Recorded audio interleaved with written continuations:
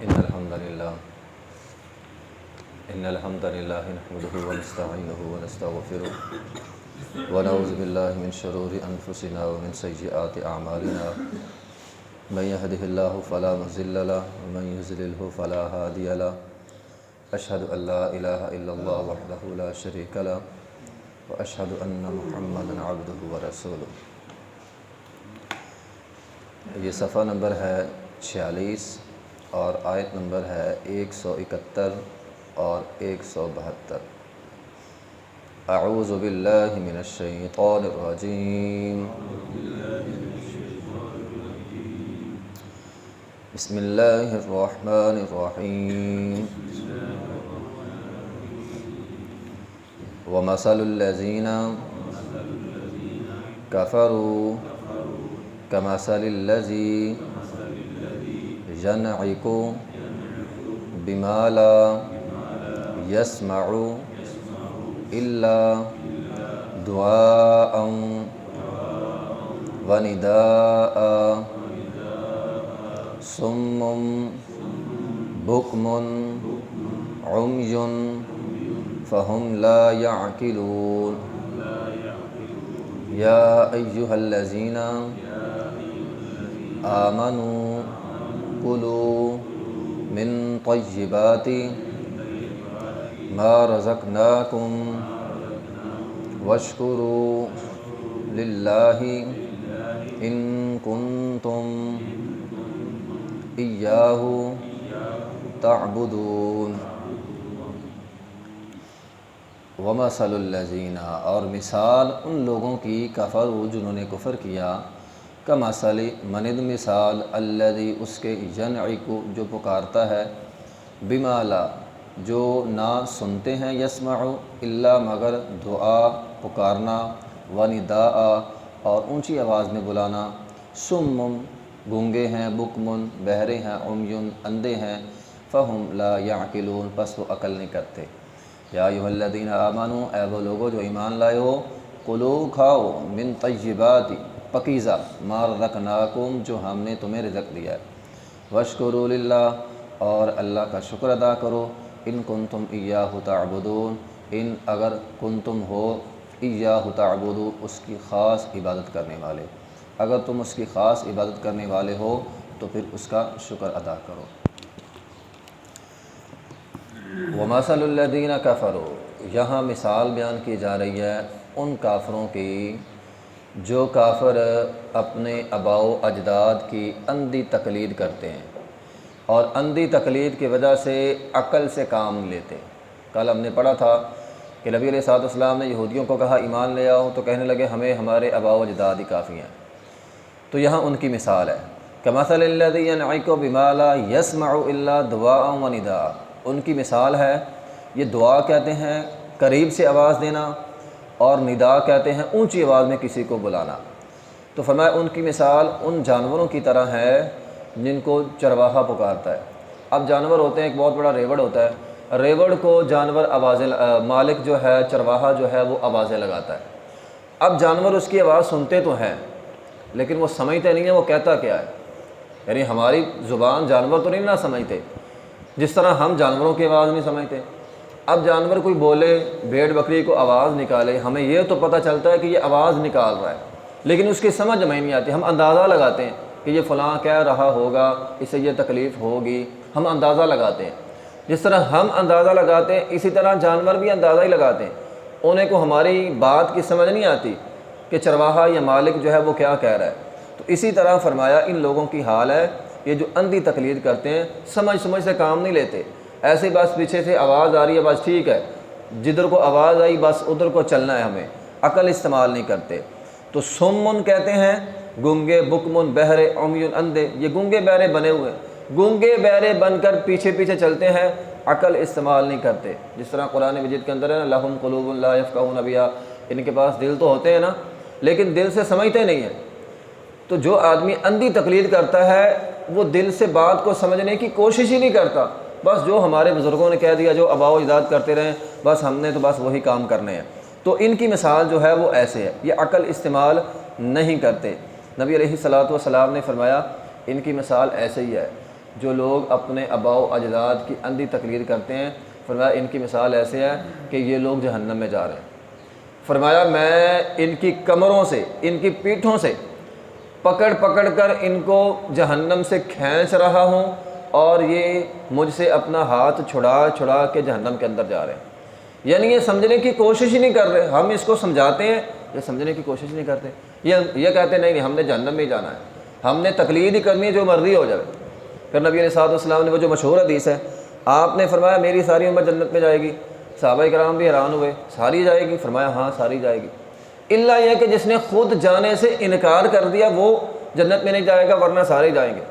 تو صحابہ کرام بڑے حیران ہوئے کہ بھلا کون سا ایسا بدبخت انسان ہے جو کہے گا میں نے جنت میں نہیں جانا۔ نبی علیہ الصلوۃ والسلام نے فرمایا من اتانی دخل الجنہ ومن عصانی فقد ابا، جس نے میری بات مان لی وہ جنت میں چلا گیا، جس نے میری بات نہ مانی اور کہا لو جی جو ہمارے بڑے کرتے رہے ہم نے تو بس وہی کرنا ہے، تو گویا اس نے خود جنت میں جانے سے انکار کر دیا۔ تو جو نبی علیہ الصلوۃ والسلام کی بات نہیں مانتا بلکہ یہ کہہ دیتا ہے کہ جو ہمارے آباء و اجداد جو بڑے کرتے رہے ہم نے وہ کرنا ہے، تو پھر تو جہنم ہی ہے، پھر گویا وہ جنت میں جانے سے خود انکار کر رہا ہے۔ تو اس کا ایک معنی تو یہ ہے کمثل الذی ینعق بما لا یسمع الا دعاء و نداء، کہ چرواہا انہیں آواز دیتا ہے لیکن چرواہے کی آواز وہ سنتے نہیں ہیں، بس ایک پکار ہے، ایک آواز آتی ہے، بس جانوروں کو یہ پتہ ہوتا ہے کہ مالک پیچھے سے آواز دے رہا ہے، کیا کہہ رہا ہے وہ نہیں جانتے۔ اس کا دوسرا معنی یہ ہے کہ جس طرح جانور کے گلے میں پٹا ڈالا ہوتا ہے نا، اب اونٹ کی گردن میں ایک نکیل ہوتی ہے، اس نکیل کو کوئی بھی آدمی پکڑ کر جہاں مرضی لے جائے، اونٹ پیچھے پیچھے چلتا ہے، کوئی بھی جانور ہے اس کے گلے میں جو پٹا باندھا ہوتا ہے وہ پٹا آپ پکڑ لیں، اس کو جہاں مرضی لے جائیں، وہ بغیر بولے آپ کے پیچھے پیچھے جائے گا۔ تو فرمایا جو آباء و اجداد کی اندھی تقلید کرتے ہیں نا، ان کی مثال ایسی ہی ہے، ان کو پکڑ لو جہاں مرضی لے جاؤ یہ چلے جاتے ہیں، عقل سے کام ہی نہیں لیتے۔ جس طرح گلے میں پلنے والا پٹا جانور عقل سے کام نہیں لیتا، مالک کدھر کو لے جا رہا ہے، صحیح راستے لے جا رہا ہے غلط جا رہا ہے، انہیں اس بات سے کوئی غرض نہیں ہوتی، انہیں پیچھے پیچھے چلنا ہوتا ہے۔ تو فرمایا یہ بھی ان کے پیچھے پیچھے اسی طرح جو ہے وہ چلتے ہیں۔ تو بہرحال انسان کو اندھی تقلید نہیں کرنی چاہیے، دلیل ہو ہمارا باپ دادا یہ کام کرتا تھا، قرآن پہ عمل کرتا تھا، حدیث پہ عمل کرتا تھا، ٹھیک ہے آپ باپ دادے کی بات مان لیں، لیکن دلیل کوئی نہ ہو، آپ کے سامنے واضح قرآن ہو، واضح حدیث ہو، تو ہم کہیں نہیں ہمارے باپ دادا تو یہ کرتے رہے ہم نے تو یہ کرنا ہے، تو پھر تو انسان گویا جنت میں جانے سے خود انکار کر رہا ہے۔ اگلی آیت میں فرمایا یا ایھا الذین آمنوا کلوا من طیبات، اے ایمان والو طیبات کھاؤ۔ اس سے یہ پتہ چلا کہ انسان کو کھانا کھانا چاہیے، انسان کو اگر اللہ نے دیا ہے نا تو کھائے، قرآن کہتا ہے کھاؤ تو کھانا چاہیے۔ ما رزقناکم، جو ہم نے تمہیں دیا۔ یہاں یہ آیت کریمہ اس سے ملتی جلتی آیت ہم پیچھے پڑھ آئے ہیں، یا ایھا الناس کے ساتھ اللہ تعالیٰ نے مخاطب کیا تھا اور کہا تھا کلو من طیبات حلالا طیبا، حلال بھی کھاؤ اور طیب بھی کھاؤ۔ یہاں صرف طیب ہے، وہاں حلال بھی تھا، یہ بات بڑی سمجھنے والی ہے۔ یہاں اللہ تعالیٰ نے ایمان والوں کو مخاطب کیا ہے، وہاں بھی اللہ تعالیٰ نے پوری انسانیت کو مخاطب کیا تھا۔ جب اللہ نے انسانیت کو مخاطب کیا تو فرمایا حلال بھی کھانا ہے طیب بھی کھانا ہے، یعنی جو کھا رہے ہو وہ حلال ہو اور طریقہ بھی تمہارا حلال ہو۔ جہاں ایمان والوں کو مخاطب کیا وہاں یہ نہیں کہا حلال کھاؤ، وہاں کہا طیب کھاؤ۔ تو قرآن کی اس آیت سے پتہ چلتا ہے جو مومن ہوتا ہے وہ حرام کھاتا ہی نہیں ہے۔ یہ تو سوال ہی پیدا نہیں ہو سکتا بندہ مومن ہو اور حرام کھائے، یعنی جو حرام کھاتا ہے، جن چیزوں کو اللہ تعالیٰ نے حرام کر دیا ہے نا، اگر کوئی حرام کھاتا ہے تو وہ مومن نہیں رہتا پھر، تو اللہ نے تو مومنوں کو مخاطب کیا ہے۔ تو قرآن کا تو یہ فیصلہ ہے مومن ہو اور حرام کھائے، خنزیر کھائے، جن چیزوں کو اللہ تعالیٰ نے حرام کر دیا وہ کھائے۔ تو جو آدمی حرام کھاتا ہے گویا اس کا ایمان نہیں پھر رہتا۔ تو یہاں اسی لیے حلال کا لفظ نہیں ہے، طیبات کا لفظ ہے۔ تو فرمایا کھانا تم نے حلال ہے، مومن کھاتا ہی حلال ہے لیکن اس کا طریقہ بھی حلال ہونا چاہیے۔ کھانا تو ہم نے روزی روٹی ہے لیکن اس کا طریقہ بھی حلال ہو، جس طرح پیچھے ہم پڑھا ہے ٹھگی نہ ماری ہو، فراڈ نہ کیا ہو، کسی کو دھوکہ نہ دیا ہو، کسی کا حق نہ مارا ہو۔ تو اے مومنو کھانا تم نے حلال ہے لیکن اس کا طریقہ بھی طیبات رکھ لو، حلال رکھ لو۔ نبی علیہ الصلوۃ والسلام کی حدیث ہے، آپ علیہ الصلوۃ والسلام نے فرمایا حلال بالکل واضح ہے اور حرام بھی بالکل واضح ہے، حلال بھی واضح ہے حرام بھی واضح ہے۔ کچھ چیزیں ایسی ہیں جو شبہ والی ہیں، جن کے بارے میں پتہ نہیں چلتا حلال ہے یا حرام ہے۔ آج کل تو بہت ساری چیزیں خاص طور پہ یہ آن لائن کاروبار ہوتا ہے، آف لائن بھی بہت ساری مارکیٹوں میں بہت ساری چیزیں، بہت سارے کاروبار، بہت سارے طریقے ایسے ہیں، بہت سارے طریقے ایسے ہیں جن کے اندر شبہ ہوتا ہے، پتہ نہیں میرا کام حلال ہے، پتہ نہیں میرا کام حرام ہے۔ انسان کو شبہ ہوتا ہے، اس کا حلال ہونا یا حرام ہونا بالکل واضح نہیں ہے۔ تو نبی علیہ الصلوۃ والسلام نے فرمایا جو بندہ شبہ والی چیزوں میں پڑ گیا گویا اس نے اپنی عزت، اپنا وقار وہ ختم کر لیا، اور جو انسان شبہ والی چیزوں سے بچتا ہے اس نے اپنی عزت بھی بچا لی اور اس نے اپنا ایمان بھی بچا لیا۔ اور پھر نبی علیہ الصلوۃ والسلام نے ساتھ مثال دی، فرمایا جو بندہ شبہ والی چیزوں میں جس کا حلال ہونا حرام ہونا واضح نہیں ہے، جو بندہ شبہ والی چیزوں میں پڑتا ہے، اس کی مثال ایسے ہے جیسے ایک بندہ اس کے پاس بکریاں تھیں، وہ چرواہا ہے اور اپنی بکریوں کو لے کر نا کنارے کنارے پر چرواتا ہے۔ ایک تو ہوتا ہے نا چراگاہ درمیان میں، اس نے درمیان میں لا کے ساری بکریاں چھوڑ دیں، وہ بکریاں ساری درمیان سے کھاتی ہیں، لیکن ایک بندے نے اپنی بکریاں کنارے پر چھوڑی ہیں۔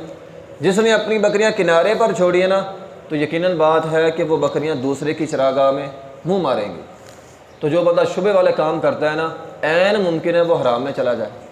تو اسی لیے نبی علیہ الصلوۃ والسلام نے فرمایا جو بندہ شبہ والی چیز سے بچ گیا اس نے ایمان بھی بچا لیا اور اس نے اپنی عزت بھی بچا لی۔ اسی طرح ایک اور حدیث میں ہے، ترمذی کی حدیث ہے، نبی علیہ الصلوۃ والسلام نے فرمایا جو انسان شبہ والی چیزوں سے بچ گیا، نبی علیہ الصلوۃ والسلام نے فرمایا بندہ اس وقت تک متقی نہیں ہو سکتا، پرہیزگار نہیں ہو سکتا جب تک وہ چیزیں نہ چھوڑ دے جن کے اندر شبہ ہے۔ اب یہ حدیث کتنی اہم ہے، ہم اپنے معاشرے میں دیکھیں، ہم میں سے بہت سارے لوگ ایسے کام کر لیتے ہیں جن کے بارے میں حلال حرام ہونا یا جائز ناجائز ہونا شبہ ہوتا ہے، واضح نہیں ہوتا۔ لوگ کرتے ہیں کام معاشرے میں، بڑے بڑے کاروبار ہو رہے ہیں، لوگ اپنی طرف سے ان کو حلال سمجھتے ہیں، جبکہ وہ مسئلہ ابھی علماء کرام میں بحث مباحثے میں ہے، علماء کرام ان کے بارے میں واضح حکم نہیں لگا رہے ہیں، حلال ہے حرام ہے، لیکن لوگ کام کر رہے ہیں بس جو میں کر رہا ہوں بس ٹھیک ہے۔ تو فرمایا جب تک شبہ والی چیزوں کو نہیں چھوڑتا تب تک یہ متقی پرہیزگار نہیں ہو سکتا۔ متقی پرہیزگار ہونے کے لیے شبہ والی چیزوں کو چھوڑنا ضروری ہے۔ حسن رضی اللہ تعالیٰ فرماتے ہیں نبی علیہ الصلوۃ والسلام ہمیں یہ بات سکھایا کرتے تھے، یعنی اپنے نواسوں کو یہ بات سکھایا کرتے تھے کہ جس چیز میں تمہیں شبہ ہونا اس کو چھوڑ دو، شک والا کام ہی نہیں کرنا، جس کے اندر ابھی شک ہے نا کہ یہ جائز ہے ناجائز ہے، فرمایا یہ کام ہی چھوڑ دو۔ یہ نبی علیہ الصلوۃ والسلام اپنے بیٹوں کو اپنے نواسوں کو نصیحت کر رہے ہیں۔ پھر ایک حدیث میں ہے نبی علیہ الصلوۃ والسلام نے فرمایا لا يدخل الجنۃ لحم ودم، فرمایا وہ گوشت، یہ ہمارا جو گوشت ہے اور ہمارا یہ جو خون ہے، فرمایا وہ گوشت وہ خون کبھی بھی جنت میں داخل نہیں ہو سکتا جس کی پرورش حرام کے لقمے سے ہو۔ ہمارے اس گوشت میں، ہمارے اس خون میں اگر حرام کا لقمہ چلا گیا، اس سے خون بن گیا، اس سے گوشت بن گیا، فرمایا وہ خون وہ گوشت کبھی بھی جنت میں نہیں جا سکتا، والنار اولیٰ بہ، آگ اس کا زیادہ مستحق ہے۔ تو حرام خون حرام گوشت آگ کے اندر جائے گا۔ یہ بڑی اہم باتیں ہیں، اس لیے انسان کو غور کرنا چاہیے میں جو کر رہا ہوں جانے انجانے میں کہیں ناجائز تو نہیں کر رہا، غلط تو نہیں کر رہا، کسی کا حق تو نہیں مار رہا۔ تو حلال بھی کھانا ہے، اس کا طریقہ بھی حلال رکھنا ہے، پھر انسان جنت کا متلاشی ہو۔ لیکن اگر انسان اس بات کی پرواہ نہیں نہ کرتا میں جو کر رہا ہوں بس ٹھیک ہے، تو پھر محترم بھائیو بڑا معاملہ خراب ہو جائے گا کل قیامت کے دن۔ تو فرمایا ایک تو تم نے کیا کرنا ہے، طیبات کھانا ہے، ما رزقناکم جو ہم نے تمہیں دیا ہے، اور دوسرا کام کرنا ہے واشکروا للہ، اللہ کا شکر ادا کرنا ہے۔ تو انسان کو ہر وقت اللہ کا شکر ادا کرتے ہیں۔ ایک حدیث میں آیا ہے بندہ کوئی بھی لقمہ کھائے فیحمدہ، اللہ کی تعریف کرے، کچھ بھی ایک بھی گھونٹ آپ پانی کا پیتے ہیں آپ اللہ کا شکر ادا کریں، اور پھر وہ جو دعا ہے نا کھانا کھانے کے بعد کی وہ دعا ضرور پڑھا کریں، الحمدللہ الذی اطعمنا وسقانا وجعلنا من المسلمین، اللہ ہم تیرا شکر ادا کرتے ہیں، تو نے ہمیں کھلایا بھی ہے، تو نے ہمیں پلایا بھی ہے، اور تو نے ہمیں مسلمان بنایا۔ پھر وہ ایک جو اور دعا ہے نبی علیہ الصلوۃ والسلام نے فرمایا جب بھی کھانا کھاؤ تو کیا کہو، الحمدللہ الذی اطعم وسقا وصوغہ وجعل لہ مخرجا۔ کتنی اہم دعا ہے، اے اللہ ہم تیرا شکر ادا کرتے ہیں تو نے کھانا کھلایا بھی ہے پلایا بھی ہے، اور وصوغہ اس کو حلق سے بھی اتارا ہے۔ آپ اندازہ لگائیں کوئی بھی چیز آپ کھائیں حلق کے اندر اڑ جائے تو کیا بنے گا انسان کا۔ اے اللہ ایک تو نے اس کو وصوغہ حلق سے اتارا ہے، وجعل له مخرجا، اور پھر اس کو نکالنے کا بندوبست بھی کیا ہے۔ انسان کو قبض ہو جائے تو کتنی بڑی بیماری ہے قبض ہے، بعض اوقات زندگی موت کا مسئلہ بن جاتا ہے، اتنی بڑی بیماری ہے۔ تو اے اللہ تو نے اس کو حلق سے بھی اتارا ہے، اور اے اللہ اس کو تو نے ہضم بھی کیا ہے، اور اس کو پھر خارج بھی کیا ہے، جو فضلہ ہے اس کو خارج بھی کیا ہے۔ تو اے اللہ تیرا شکر ادا کر دیں۔ تو یہ اللہ تعالیٰ کی نعمتیں ہوتی ہیں۔ انسان کھا رہا ہے، انسان پی رہا ہے، انسان کا ہاضمہ ٹھیک ہے، صحت ہے، یہ اللہ تعالیٰ کی بہت بڑی نعمت ہے۔ اس لیے انسان کچھ بھی کھائے کچھ بھی پیے تو وشکروا للہ، اللہ تعالیٰ کا شکر ادا کرنا چاہیے۔ ان کنتم ایاہ تعبدون، اگر انسان چاہتا ہے میں اللہ کی خالص عبادت کروں تو اس کے لیے شکر ادا کرنا بہت زیادہ ضروری ہے۔ وآخر دعوانا